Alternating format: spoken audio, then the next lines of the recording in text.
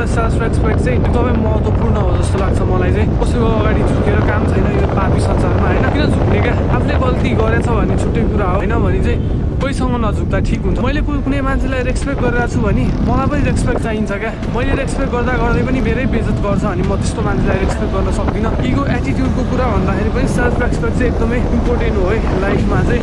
Ego attitude त देखाउनु हुँदैन कसैलाई। तपाईँले माया गर्दा गर्दै पनि तपाईँलाई हेट गर्छ कसैले भने त्यस्तो मान्छेहरूको अगाडि त झुकेर त काम छैन नि त। म कोहीभन्दा कमी छैन र मलाई कोहीसँग झुक्न आवश्यक पनि छैन, म कोहीसँग झुक्न पनि सक्दिनँ।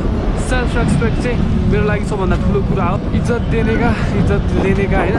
अब इज्जत गर्दा गर्दै नि बेइज्जत गर्छ अनि म किन इज्जत गर्ने क्या उसलाई, म गर्न सक्दिनँ त्यस्तो मान्छेलाई इज्जत। अनि मेरो लागि त्यो कुरा बनेको पनि होइन। आफ्नो सेल्फ रेस्पेक्ट गुमाइ पनि मान्छेहरूसँग झुकी यस्तो गर्छ, तर म चाहिँ त्यो गर्न सक्दिनँ क्या। तर म तपाईँहरूलाई पनि त्यस्तो चाहिँ नगर्नु नै भन्छु क्या। किनभने तपाईँले त्यो झुकेर पनि त्यो मान्छेले कुनै कुरा बुझ्न खोज्दैन होइन। त्यसले उसको आफ्नो इगो एटिट्युड देखाइरहेको छ भने वाइ किन आफ्नो सेल्फ रेस्पेक्ट गुमाउनुहुन्छ। त्यस्तो गर्न चाहिँ एकदमै गलत हो जस्तो लाग्छ मलाई चाहिँ। र म चाहिँ चाहन्न, त्यही भन्न चाहन्छु म।